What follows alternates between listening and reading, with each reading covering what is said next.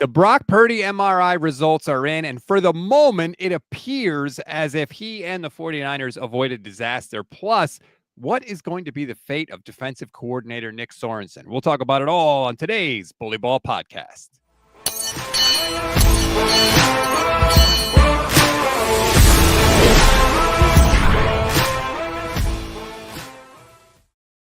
What is good, everybody? Welcome to the Bully Ball podcast on the Gold Standard and the Fans First Sports Network. I'm Rob Stats Guerrera. She is Steph Sanchez. I'm pinch hitting for Jason Aponte. What's up, Steph?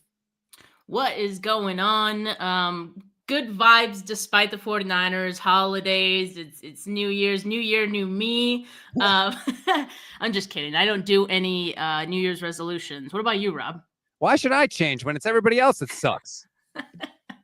Perfect answer. Exactly. All right, let's just jump right into it. We got a lot to get to, not a lot of time to cover it. We'll start with the biggest news of the day. The Brock Purdy MRI results are in. Here is Kyle Shanahan from today's conference call. Brock Purdy had a right elbow contusion with nerve inflammation. Most likely going to miss this week, but no long-term issues. UCLA is fine. UCL looks fine. Good to know Brock Purdy has a fully functioning UCLA in his right elbow. Thanks, Kyle. So yay, I guess. Although, Steph, I got to wonder, this seems like, again, they're very vague with this stuff. Nerve inflammation. I don't know. Hopefully it's good. And hopefully that's all it is. But I can't help wondering if, like, a month from now we hear, Brock Purdy's nerve inflammation, it wasn't dying down. He went back for a second look, and it turns out his arm's going to fall off. Well, yesterday, Kyle was even more vague by saying nerve stuff. So I'm glad today we got at least a little more color as to what's going on with Purdy. But yeah, like that was definitely concerning, right? Especially when you see the look on Brock's face on the sideline yesterday. He couldn't grip the ball. Very reminiscent of the NFC Championship game when he had to go out and was trying to throw on the sidelines. He just couldn't. And you saw that on the sideline yesterday as well. I'm going to just trust that this is correct. Desi, who joins me on my show, sometimes she's a physical therapist, and she doesn't have major concerns about this. In fact, she did say like the nerve stuff could happen, especially if after the surgery they don't quite place certain nerves or something like that in certain where it's supposed to go. Yeah, the ulnar nerve. They don't always put it back. So if that gets hit, it makes things awkward. Sorry, breaking news, Jay here. Jason Aponte is watching the show, his show. I am hosting for him, and he is here. He just left a comment, I'm here. Do you want me to send you the link? Please feel free to hop in. That'd actually be fun. All three of us, He also says, I love Moody. This is his clue. He must be held hostage somewhere. That's the clue. Right now, we have to go save Blink Jason. Twice. Right.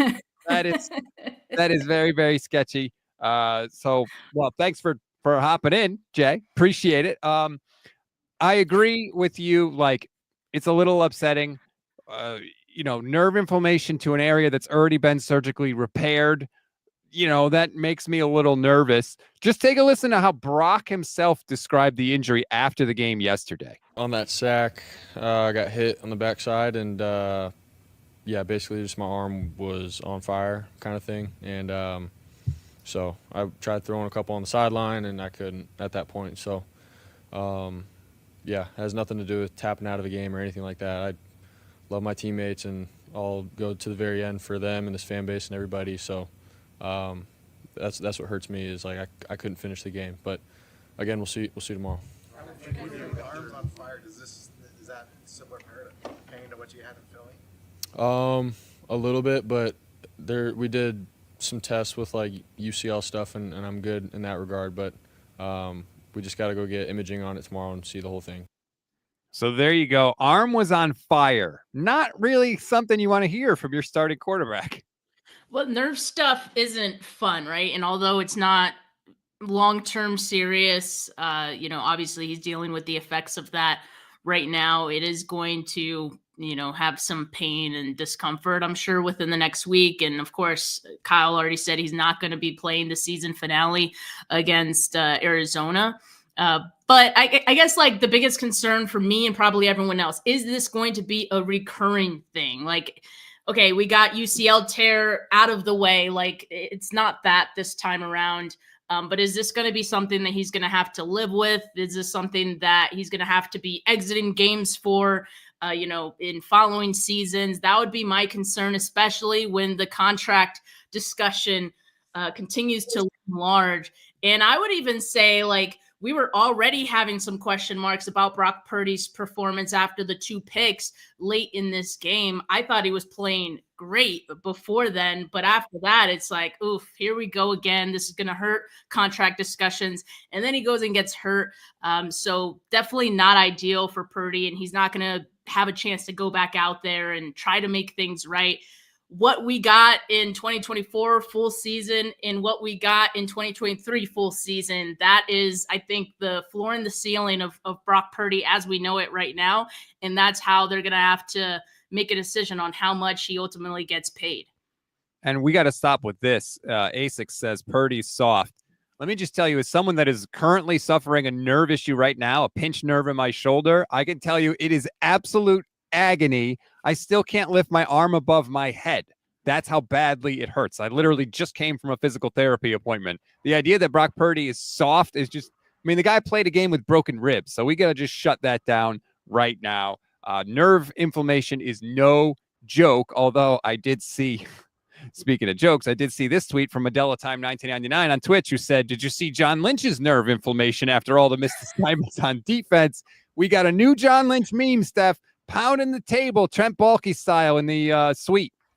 I think this is the most emotion that we've seen from John Lynch shown during a game ever. And I think he's just like us. Like, he is just as frustrated with the product that he's seen on the field as we are. And I guess it's a good thing, because maybe he's reaching a breaking point for some of these things. And one of those reactions came after, I believe it was the 4th down touchdown that the 49ers gave up to the Lions in the red zone. I mean, that's just inexcusable. I can't imagine how frustrated he was, especially him being a former defensive player himself in that moment. So I don't know, maybe he's grown frustrated with Nick Sorensen, and maybe he's reached a breaking point.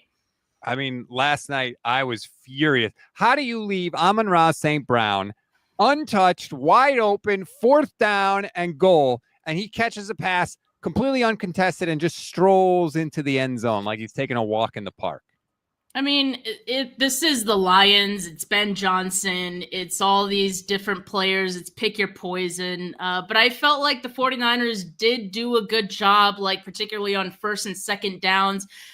They were sometimes mixing some things up with the defensive line, but really it was like 3rd and 4th down where things just got really vanilla for some reason. And especially in the red zone, like, you just can't let that happen.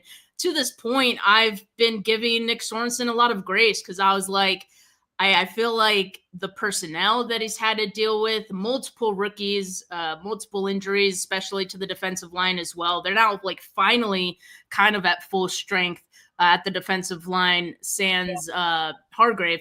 But yeah, I mean, I just feel like some of the decision-making with the play calling from Sorensen was kind of inexcusable in this game, especially when you know you're going up against like such a potent offense like the Lions. So we'll see. They'll have some tough decisions to make, I think, across the board. Special teams is another one, of course, but Nick Sorensen, I definitely don't think is in the clear here. No, absolutely not. I know Kyle gave him the vote of support. Tommy Huxley, watching on YouTube, says Wonderbread Sorensen has got to go. Moody, bye. Look, I wanted to give him grace too, because he's not dealing with the same level of talent that Steve Wilkes had, or D'Amico Ryans, or Robert Saleh. He's just not. It's a much less talented defense. So to expect his defenses to perform at that level, I thought was a little unrealistic. What bugs me though, Steph, and you mentioned it, is on the critical downs, whether it's 3rd down or 4th down, critical point, gotta have it, stops in the game. Not only does the defense fail, most of the time they look confused and there's a coverage bust and a guy is wide ass open. And that, to me, if you have constantly confused players, that is on the coaches. Yeah, it just feels like there's some fundamental things that are kind of missing. And I think it was either Kittle or Warner who said after the game, you have to be able to do like the small little things right to be able to, do the big and fun things. And this defense just still struggling with some of the little things. So one of the big things that they're not getting is turnovers, right? I saw this stat that since the bye week in 8 games, only 2 takeaways from this defense. And that's a huge issue, I think, for this team, as well as not being able to get off the field consistently on 3rd down. So, yeah, just a lot of fundamentals that I think need to be corrected. And I know it's Brandon Staley now who's taking care of the what was the turnover meetings that they have, Ball meetings. the ball meetings. It's Brandon Staley. So whatever he's doing, I'd question at this point. But yeah, I mean, I guess the question is, if you fire Nick Sorensen, you're now going 3 consecutive seasons with this defense having to learn a new defensive coordinator. Ideally, you want to keep some of the same stuff, right? But is that also holding you back? And the biggest question is, if you move on from Nick Sorensen, what is a clear upgrade, right? I think Jeff Ulbrich probably going to be out there. I think Robert Saleh probably going to be out there. I would say those 2 guys probably clear upgrades to Nick Sorensen. But if you can't get either one of those 2 guys, then I don't know. Maybe you do just run it back. Saleh's not coming back. That's never happening. He could have come back this year. He chose to go to Green Bay. Like, I don't think Robert Saleh. Did the 49ers even ask him to come back this year? We don't know that. I don't think he wants to work under Kyle Shanahan again. I really don't. Like, Kyle gave him his first job, and that's great. But, I mean, he had his choice to go anywhere. And there wasn't a whiff of him coming back to the 49ers. He was with Green Bay so fast with LaFleur. Wasn't LaFleur in his wedding, too? Yeah. They're definitely closer than Kyle and Saleh. So, yeah. Kyle also gets real touchy when his coaches leave. And maybe he, didn't want Saleh back because he was mad that he took the job. I have no idea. But I just think that the idea that Robert Saleh is going to come back and all the problems are going to be fixed, I don't think either one of those things is going to happen. I think they have to get better players, period. Like, better defensive linemen. Like, we're like, the scheme, it's vanilla. And like, all that is true. But also, like, just get better dudes. How about that? Like, why don't we just try to reload on the defensive line, especially?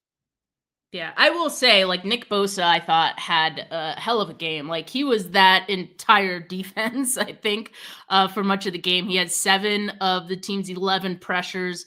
So a really good performance from him. Couple of negative plays forced as well. I thought Renardo Green looked pretty good. He was the one that kind of looked clueless on the 4th down touchdown to Amon-Ra St. Brown, but he also had a couple of pass breakups that I thought were really good.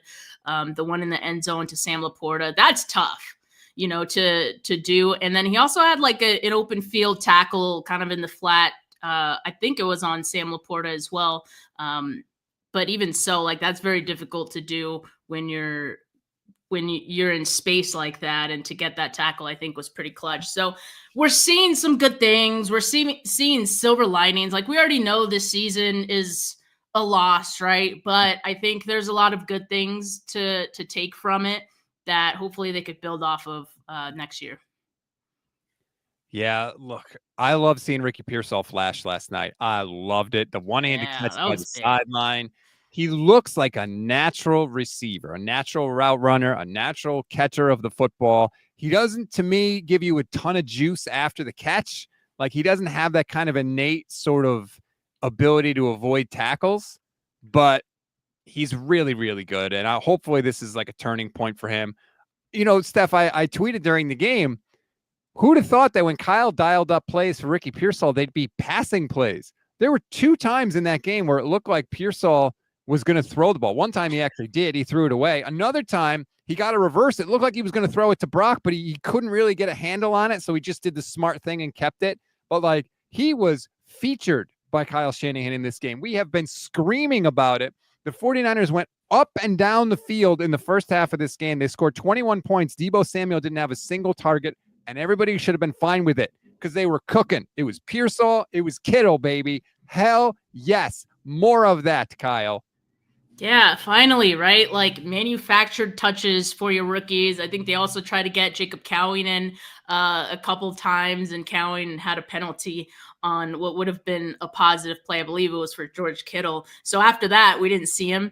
But same thing, like kind of happened with Pearsall in previous games, right? Like times where he wasn't really lining up correctly or ran the wrong route, or just little like rookie mistakes like that. Then we wouldn't see him for the rest of the game. But it feels like Pearsall's finally getting his footing a little bit. And I wanted to share this tweet that I saw my regular co-host Jay post, because I know if he was here, he'd probably mention this, that Ricky Pearsall ran 51.3% of his routes from the slot, 48.7% out wide. So, he has that versatility too, where he could be inside, outside.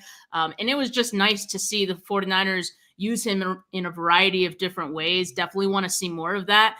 And, what I thought was interesting is that early in the game, I believe in like the first drive, there was a lot of Debo, right? And there was a lot of manufactured touches for Debo. And I almost thought to myself, I feel like this is a showcasing of sorts, and maybe that's just me projecting my own thoughts and biases at this point. I saw someone else think like, oh, like Debo's definitely on the team, next year because of that. And I don't know. I just still kind of feel like the way that the rest of the game went with Pearsall getting so much involvement, it's like we don't need Debo as much anymore. We got Ricky Pearsall. Yeah, and then next year, if IU comes back, you're going to need him even less. Like, hey, Debo, great. You can return the kicks, and you could take a handoff in the red zone on an end around and try to get it. Or technically it was a pass, but whatever. But, yeah, it was absolutely how the offense should go.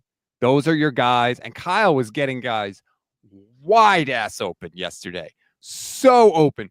Kittle was getting open. Pearsall would catch the ball with nobody around him. It was like you could tell Kyle had a little extra juice in this one, just like the Lions did, because they wanted to go out and embarrass the 49ers, which Jared Goff admitted after the game that it was personal to them.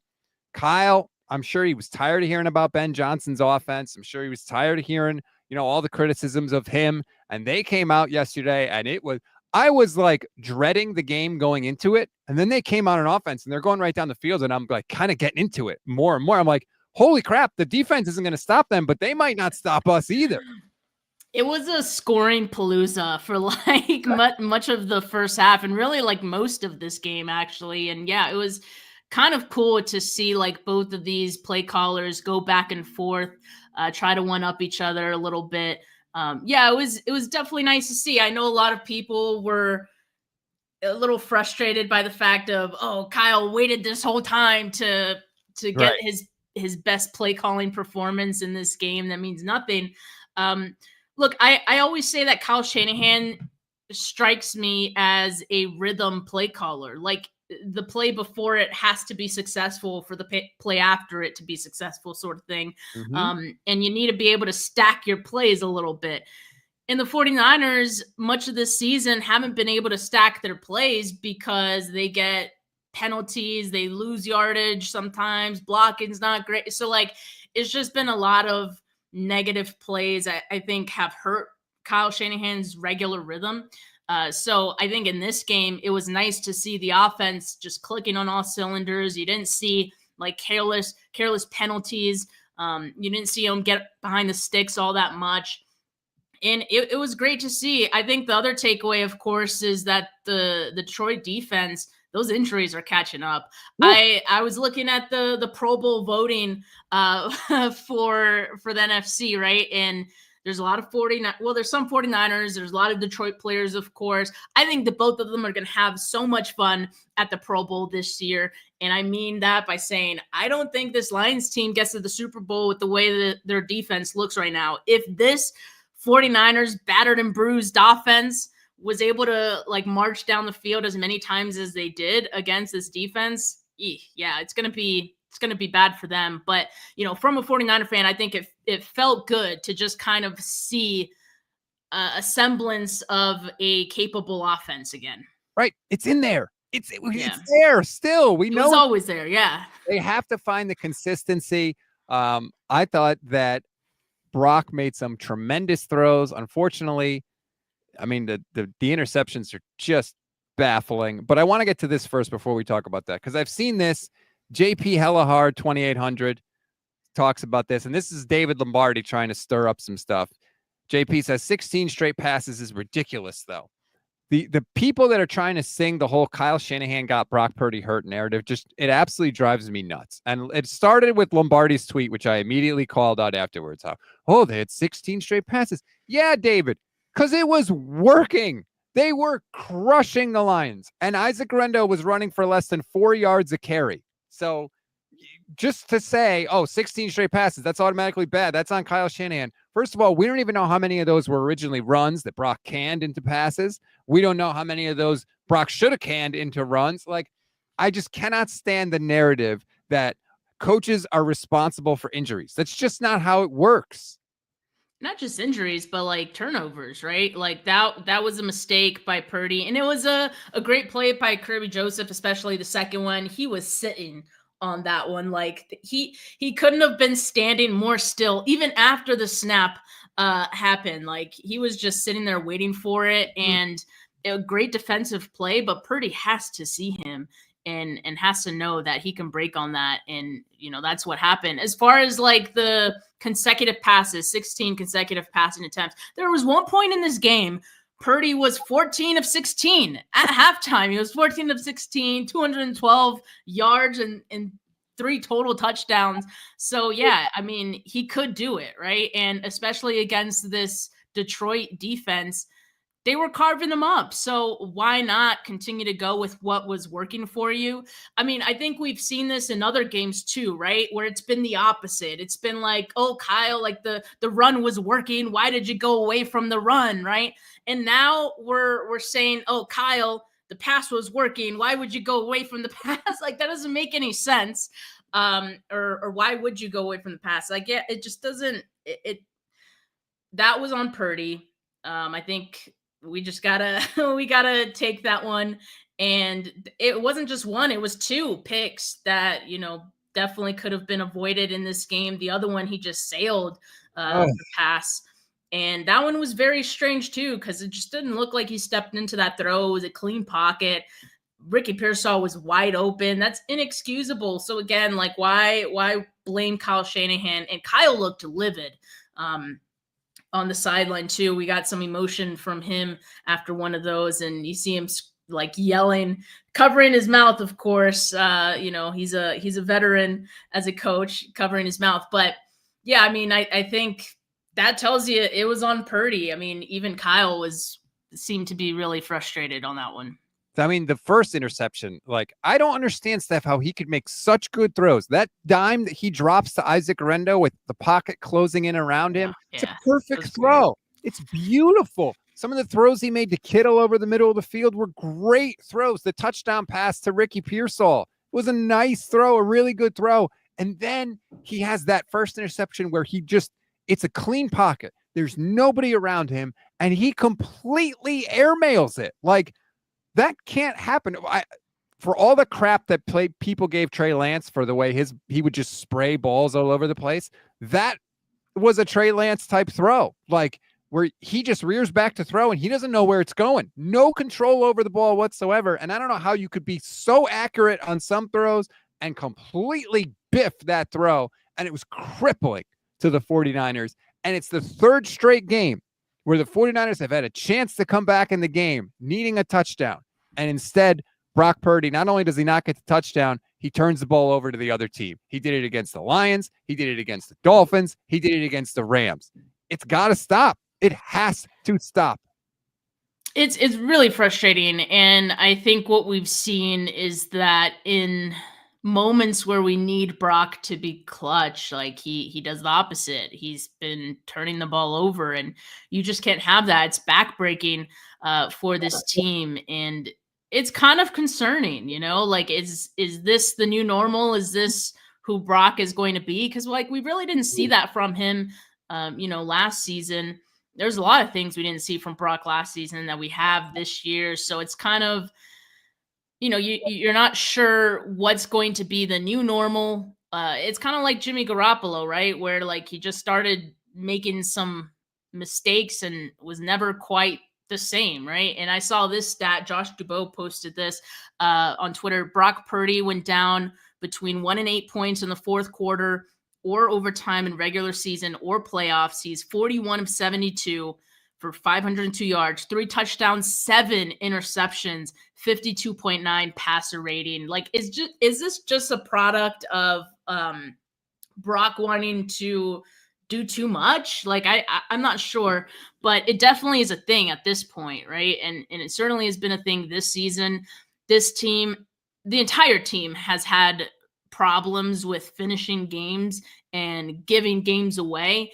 And, Brock Purdy's been just as guilty of that this season.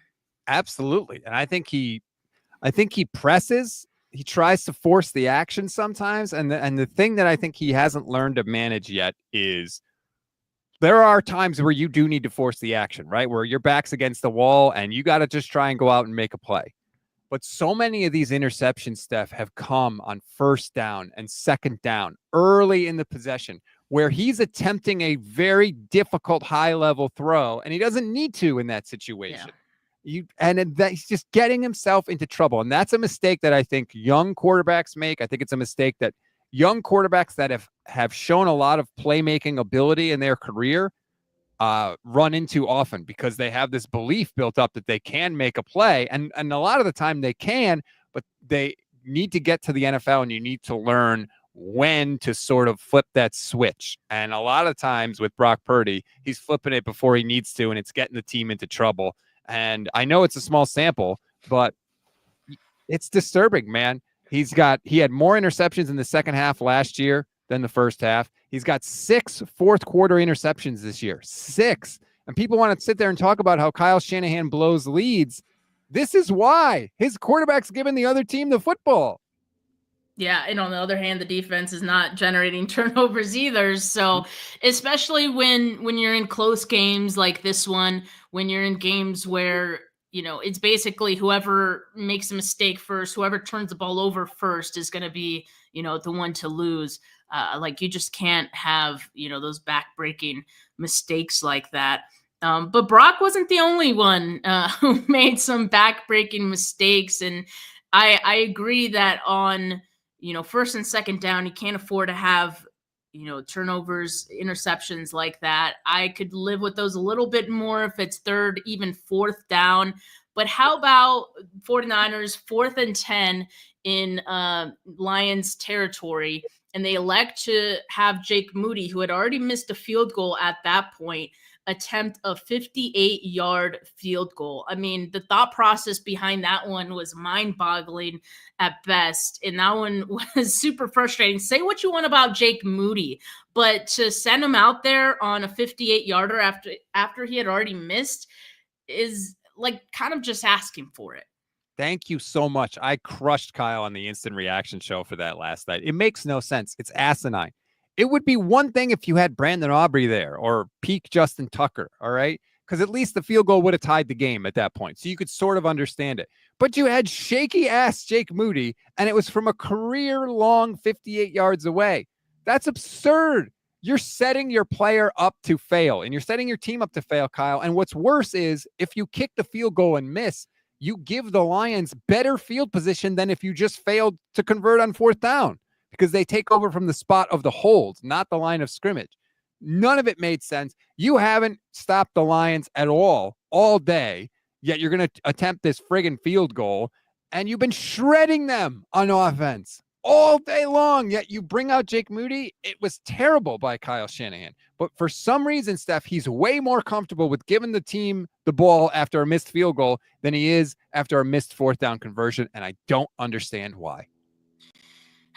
I don't know if it was just like wishful thinking and, maybe if he makes this, he gets all of his confidence back and, we can move forward with Jake Moody. But man, like, that just felt like momentum just back to the Lions, right? And yes, there is also the possibility that the Lions stop you on 4th down, but I feel like even that is less like, you can live with that. At least you attempted, instead of attempting a field goal that I think we all knew wasn't going to go through anyway. And so I kind of feel for Mooney. I know that, look, I know he hasn't been good enough to warrant continuing to be on this team. definitely not. The human aspect of it, though, I think I feel for him because I think it's his confidence is shot, and he pretty much said as much in the post game speaking to the media. Which, by the way, I appreciate that he didn't duck the smoke. Like, he spoke with the media. I could think of a couple players this season that didn't want to speak to the media after a bad game. One who told Jake Moody to lock in some weeks ago. And so for Moody to stand up there and, just say like his confidence has not been what it's been. And he said he's at the lowest point he's been since has started kicking. Like that's big. So I feel for him, right? I do think a change of scenery will probably be good for him. I'm not saying like his NFL career is done. There are some guys who, you go to a different team, you don't have the same type of pressure. You can exceed in that.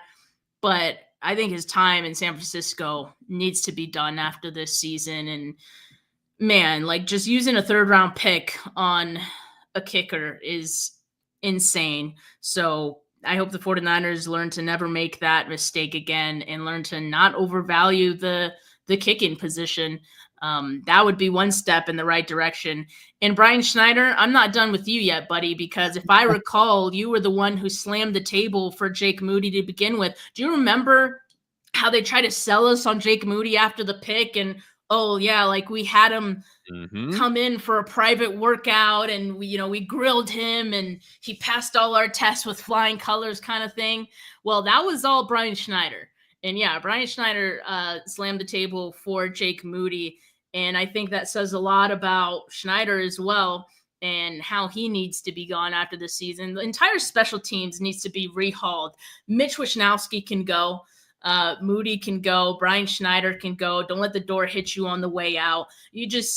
That's at the very least one of the things they can do once this season is over to get back to winning some games. Absolutely. And just for the culture, for the saying of this has been too bad for too long. We're not going to tolerate it. And if you don't get right, you're going to be gone too. You have to have it. You need it.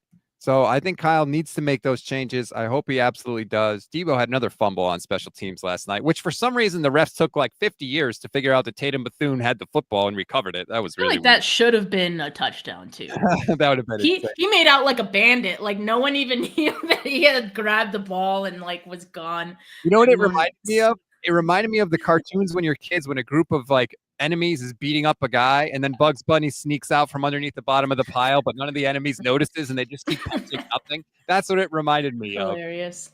Chris Maldonado, YouTube channel member for 19 months. Thank you so much for the support, Chris. If you want to become a YouTube channel member, it's less than $3 a month. You get priority comment response, custom emojis, membership badges. Please support the channel if you can. Chris says, good afternoon. What do you think we'd get for Debo? I don't know, Steph, what's the market for a slightly used Debo Samuel?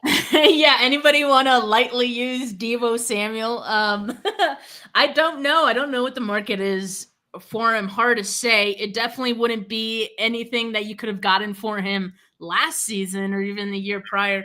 Man, I would say at best a 5th round pick at best. What would you think? Yeah, I mean, I think it could be maybe a 4th that could go to a 3rd if you get performance, bonuses or incentives or whatever. I mean, they did get a 4th round pick for Trey Lance somehow. All it takes is one team. Yeah, true. I know that there are like ramifications salary cap wise, but I don't want that guy in the locker room, Steph.